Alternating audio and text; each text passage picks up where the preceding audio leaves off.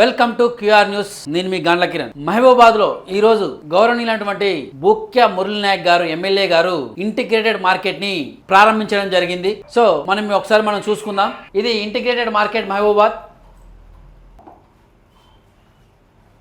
So Telangana రాష్ట్ర పురపాలక సంఘం పని పేరు పురపాలక సంఘం మహబూబాబాద్ పట్టణంలోని కొత్త బజార్ నందు గల integrated veg and non veg market నందు మిగులు పనులు ప్రారంభోత్సవ కార్యక్రమం. నిధులు సంథింగ్ 90 లక్షల రూపాయలు. So Bhukya Murali Naik MLA Ballari Naik protocol అయిపోయింది కదా. ఇప్పుడు నెక్స్ట్ ఇదే ఇంటిగ్రేటెడ్ మార్కెట్ ని గత ప్రభుత్వం అయినటువంటి బీఆర్ఎస్ ప్రభుత్వం దాన్ని ప్రారంభించడం జరిగింది. సో దాన్ని ప్రారంభించడానికి అప్పుడు ఐటీ శాఖ మంత్రి అయినటువంటి మాజీ మంత్రి కల్వకుంట్ల తారక రామారావు గారు వచ్చి దీన్ని ఓపెన్ చేయడం జరిగింది. ఇక్కడ మనం చూస్తున్నాం. ప్రజా ఆరోగ్య మరియు పురపాలక సాంకేతిక శాఖ so integrated veg and non veg market సముదాయం ప్రారంభోత్సవం.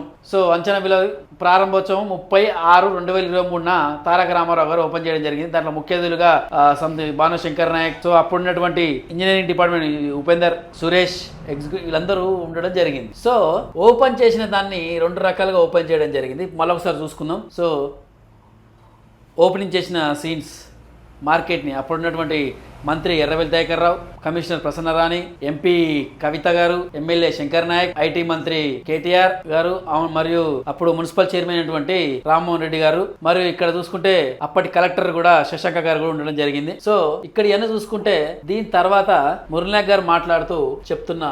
సో ఓపెనింగ్ చేసినప్పుడు చూడండి. సో ఓపెనింగ్ చేసిన కార్యక్రమాలు మనం ఇప్పుడు చూస్తూనే ఉన్నాం. సో ఇదంతా మనం ఓపెనింగ్ చేసిన కార్యక్రమం. సో ఇప్పుడు మనం మురళీ నాయక్ గారు మాట్లాడుతూ పూర్తి కంప్లీట్ చేసి ఈరోజు ప్రారంభోత్సవం పెట్టుకోవడం జరిగింది.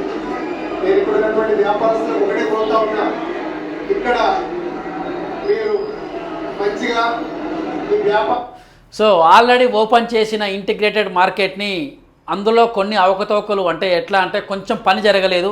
ఆ పనికి గాను ఇప్పుడున్నటువంటి గౌరవ ఎమ్మెల్యే గారు 90 లక్షలతోని నిధులు కేటాయించి దాన్ని మొత్తం మరమ్మతులు చేసి పునఃప్రారంభించడం జరిగింది. సో దీన్ని ప్రారంభించాల్సిన అవసరం అయితే మురళీ నాయక్ గారికి లేదు. ఎందుకంటే ఆ చిన్న చిన్న పనులు అనేది అలా ఆ గ్రిల్స్ వేయడం, లోపల మ్యాట్స్ వేయడం అనేది ఆ చిన్న చిన్న పనులు. దానికోసం ప్రత్యేకంగా మీరు సమయం కేటాయించి దీన్ని ఓపెన్ చేయాల్సిన అవసరం అయితే లేదని ప్రజల అభిప్రాయం. సో అప్పుడున్నటువంటి కలెక్టర్, అడిషనల్ కలెక్టర్, మంత్రులు, చైర్మన్, కమిషనర్, వార్డు కౌన్సిలర్ అందరూ కూడా దాన్ని ఓపెన్ చేసింది. ఇప్పుడు కూడా సేమ్ చూసుకుంటే ఇప్పుడున్న కమిషనర్, ఎమ్మెల్యే ఇట్లా వివిధ రకాలైనటువంటి వ్యక్తులు దీని ఓపెనింగ్ కోసం రావడం జరిగింది.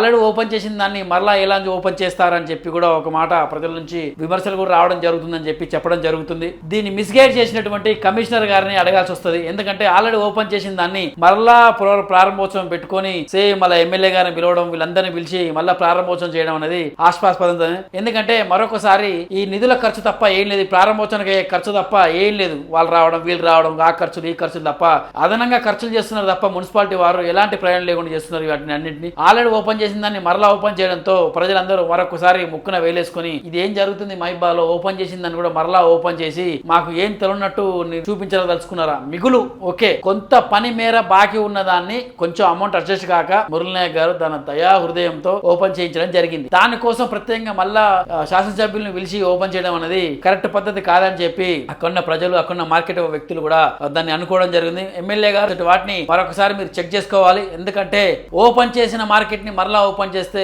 అది విమర్శలు అనేది మీ మీదకే వస్తుంది. కాబట్టి మరొకసారి చూసుకొని ఈ అన్నింటినీ మీరు దృష్టిలో పెట్టుకొని భవిష్యత్తులో ఇలాంటి కార్యక్రమాలని చేసే ముందు 1-2 సార్లు ఆలోచించుకోవాల్సిందిగా ప్రజల తరపు నుంచి వచ్చిన విమర్శలకు మేము సమాధానం చెప్పాల్సి వస్తుంది. కాబట్టి మీరు ఒకసారి ఆలోచించి తదుపరి చేసే పనులకి ఆలోచించుకొని చేయవలసిందిగా ప్రజల తరపు నుంచి మరియు క్యూరియాసిటీ తరపు నుంచి మేము కోరుకుంటున్నాం. Thank you.